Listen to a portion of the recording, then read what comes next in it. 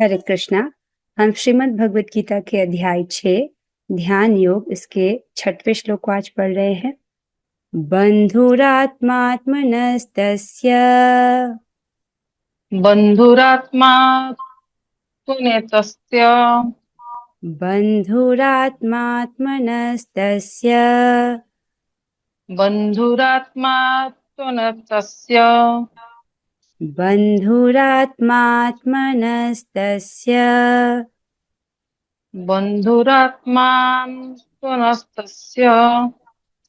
ठीक है, ये ना एक्चुअली एक शब्द है, मैंने इसको ब्रेक किया ताकि आप लोग इसे पढ़ पाओ। फिर से करेंगे, बंधुरात्मात्म, ये एक साथ बोलना है। फिर मनस्तस्य, ऐसे बंधुरात्मात्मनस्तस्य। बन्धुरात्मा तु नस्तस्य। यस, येनात्मैवात्मना जितः येनात्मैवात्मना जितः अनात्मस्तु शत्रुत्वे अनात्मस्तु शत्रुते वर्तेतात्मैव शत्रुवत्। वर्तेतात्मा वै शत्रुवत्।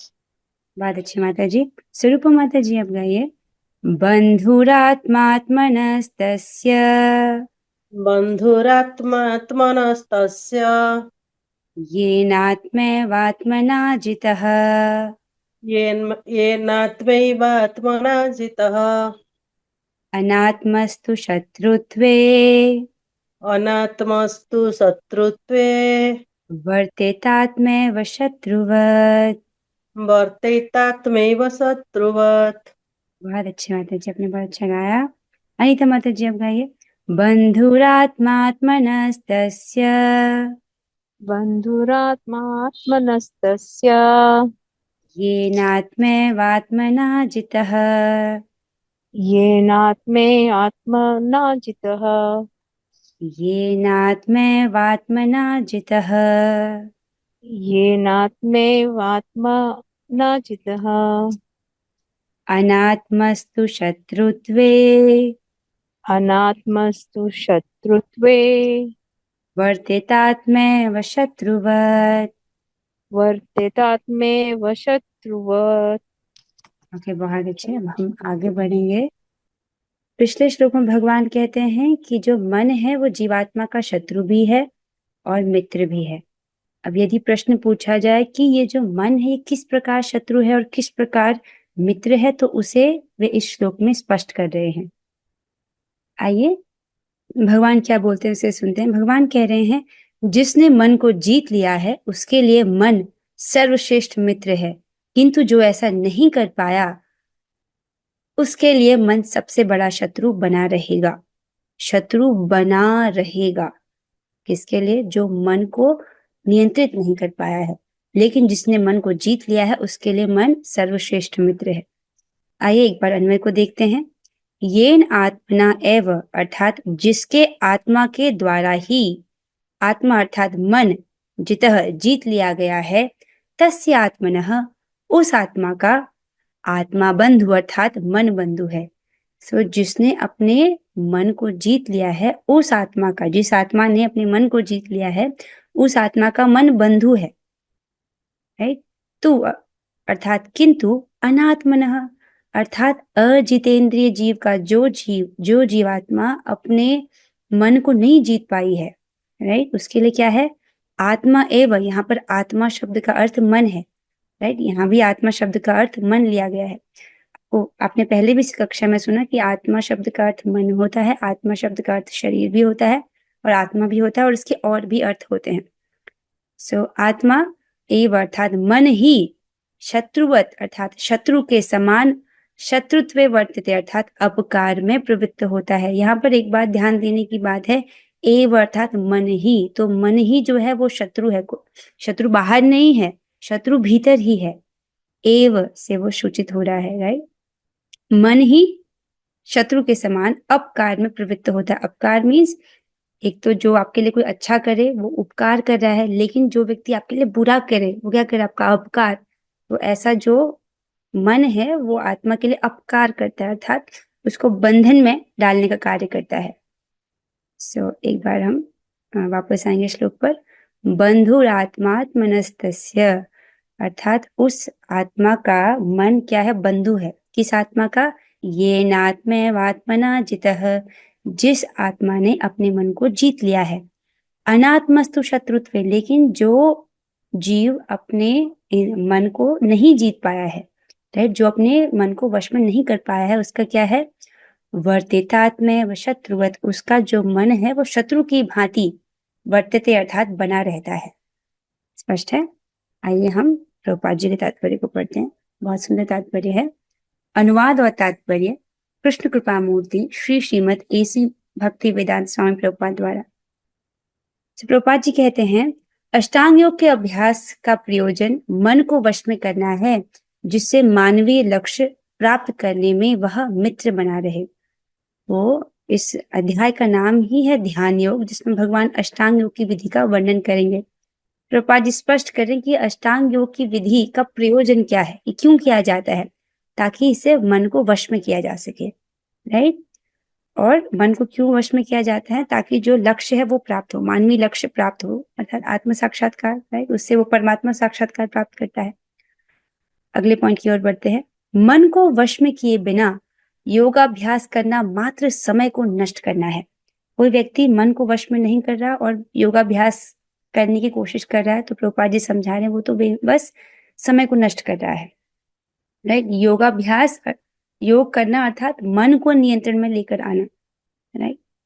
जो अपने मन को वश में नहीं कर सकता, वह सतत अपने परम शत्रु के साथ निवास करता है और इस तरह उसका जीवन तथा लक्ष्य दोनों ही नष्ट हो जाते हैं।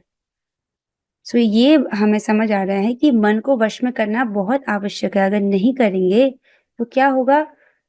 हम हमेशा अपने शत्रु के साथ रहेंगे, और एक शत्रु कैसे षड्यंत्र करता रहता है, राइट, गिराने की, तो वैसा ही शत्रु, राइट, हमारे साथ बना रहेगा। तो ऐसे क्या होगा? इस तरह उसका जीवन और लक्ष्य दोनों ही नष्ट हो जाते हैं।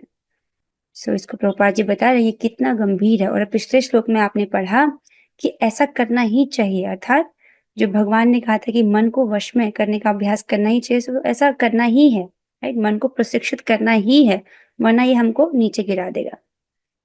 फिर प्रभुपाद जी आगे कहते हैं कि जीव की स्वाभाविक स्थिति है कि वह अपने स्वामी की आज्ञा का पालन करे। बहुत सुंदर बात यहाँ पर प्रभुपाद जी बोल रहे हैं, आप ध्यानपूर्वक सुनिएगा। हम लोग का स्वरूप ही है कि हम भगवान के सेवक हैं, तो आज्ञा पालन करना हमें अच्छा लगता है। आप इसको नोटिस कीजिए कि आज्ञाकारी होना, राइट, जिस प्रकार से बोली गई चीजें उनको सही तरीके से करना, वैसा हमको अच्छा लगता है। अगर हम उसको नहीं कर पाते हैं तो मन में खिन्नता होती है, अच्छा नहीं लगता, कुछ अच्छा नहीं फील होता। तो हम चाहते हैं कि जो इंस्ट्रक्शन बोला गया हम उसको बढ़िया से करें, राइट। क्योंकि ये हमारा स्वभाव है, तो स्वाभाविक स्थिति क्या है कि हम अपने स्वामी की आज्ञा का पालन करें। अतः जब तक मन अविजित शत्रु बना रहता है, ऐसा शत्रु जिसको जीतना मुश्किल है, ऐसा शत्रु बना रहता है, तब तक मनुष्य को काम, क्रोध, लोभ, मोह आदि के आज्ञाओं का पालन करना होता है।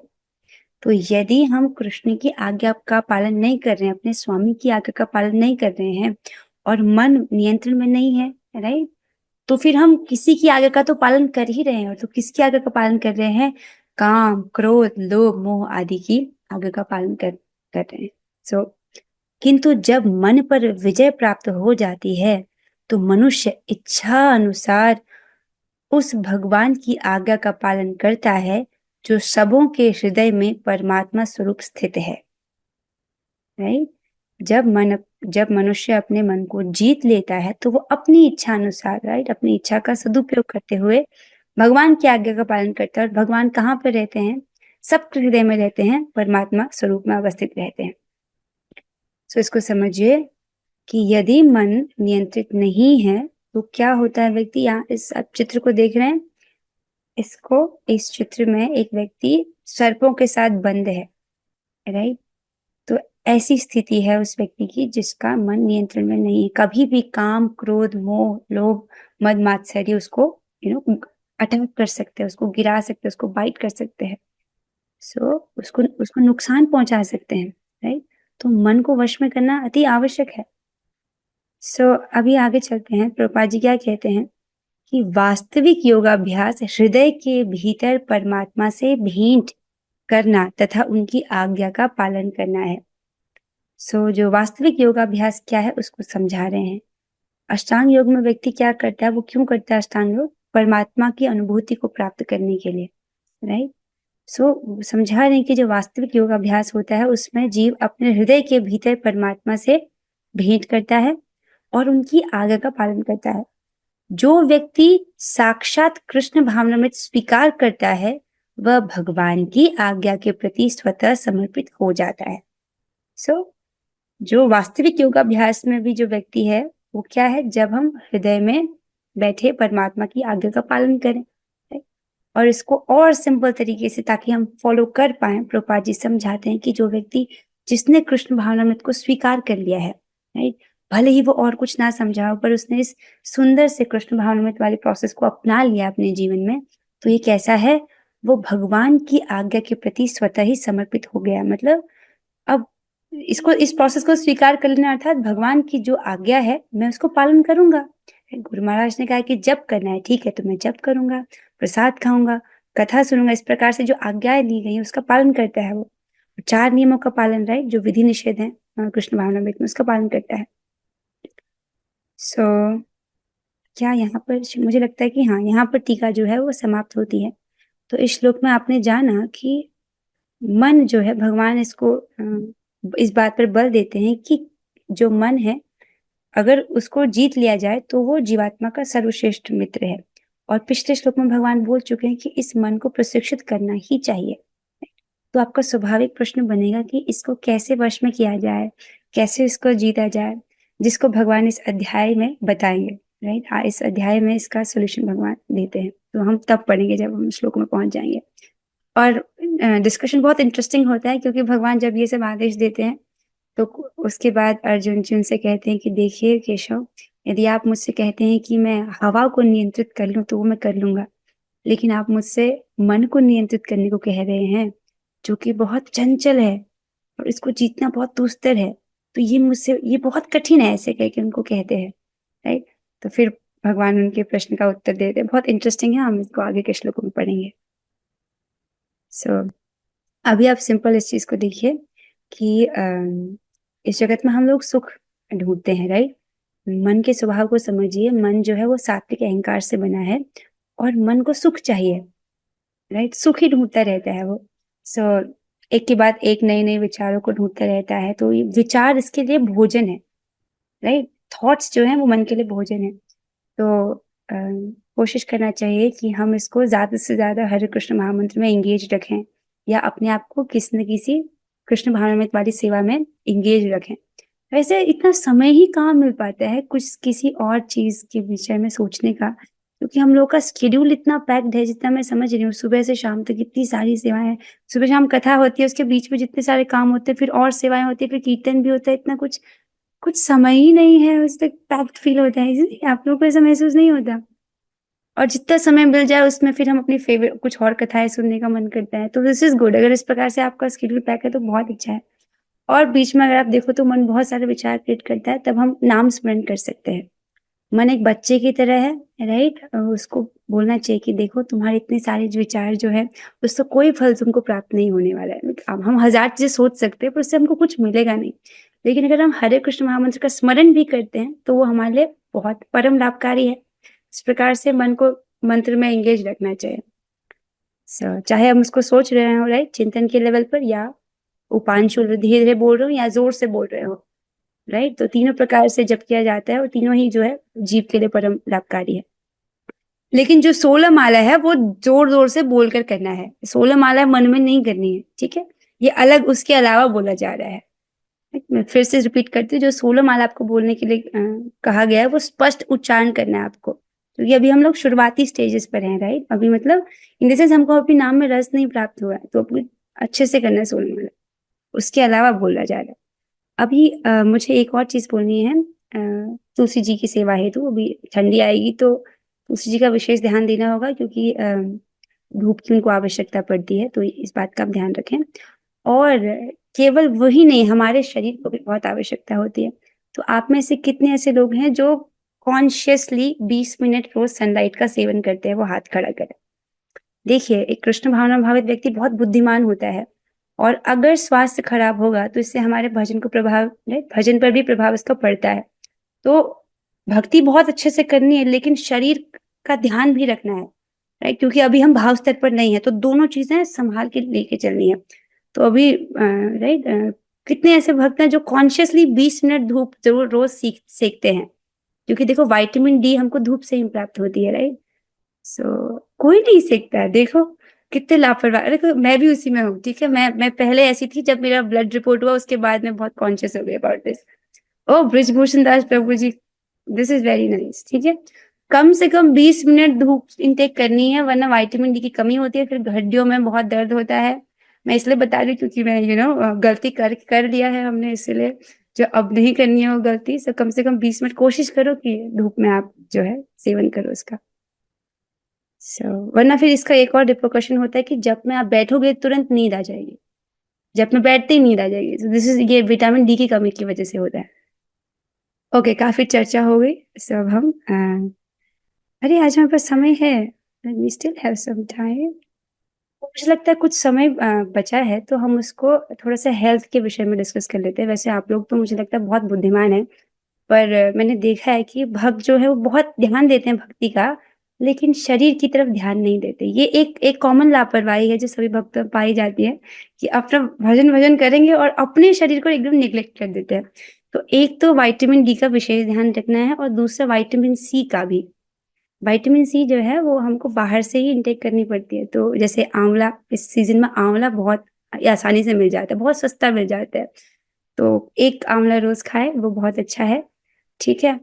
और आप में से कितने लोग ऐसे हैं जिनको अपने शरीर की प्रकृति पता है, कि आपका शरीर वात वात है का प्रकृति का है, या कफ है, या पित्त है, या वात कफ है, या इस प्रकार से जो प्रकृति होती है। कितने लोगों ने वाकई में सर्च करके पता किया है अपने शरीर का प्रकृति? तो मैं देख रही हूँ एक लापरवाही इधर भी पकड़ मारी है, राइट? सो कोई कह रहे कि हाँ सप्लीमेंट्स ले सकते हैं माता जी। हाँ, सप्लीमेंट्स तो ले सकते हैं। मुझे तो सप्लीमेंट्स, वो जो टैबलेट्स है वो तो लेनी पड़ रही हैं। मैं चाह रही हूँ कि आप लोग को ना लेनी पड़े, राइट? अब पहले से सजग हो जाए तो फिर ऐसे दिक्कत नहीं रहेगी। सो टैबलेट्स तो ले ही सकते हैं, बट अगर आप 20 मिनट रोज सेक रहे हैं तो जरूरत नहीं पड़ेगी, राइट? हाँ, हम बात आ रहे थे अपने शरीर की प्रकृति के अनुसार आहार जब आप लेंगे तो कम से कम आपको शरीर की परेशानी आएगी। फॉर एग्जाम्पल स्प्राउट्स बहुत अच्छे होते हैं ना, सेहत के लिए बहुत अच्छे होते हैं, लेकिन उनका स्वभाव होता है कि वो रुक्ष हैं, ड्राई स्वभाव के होते हैं। जिस व्यक्ति के शरीर की वात प्रकृति है, तो वात प्रकृति अर्थात उनके शरीर का वजन बढ़ने में बहुत कठिनाई होती है, हड्डियों में दर्द रहता है, बालों में रूखापन रहता है, इस प्रकार की जो ये वात प्रकृति के लोग हैं। तो ऐसे लोग अगर स्प्राउट्स खाएंगे तो उनको और परेशानी होगी, क्योंकि स्प्राउट्स भी ड्राई नेचर के होते हैं, जबकि स्प्राउट्स इतने हेल्दी होते हैं। लेकिन कफ प्रकृति वाला खाएगा तो उसके लिए बहुत अधिक लाभकारी है। आप समझ रहे हो? सो ये जो चीजें हैं, ये अपनी प्रकृति को अनुसार देखना है। तो आप में से कितने लोगों को वाकई में पता है अपने शरीर की प्रकृति क्या है?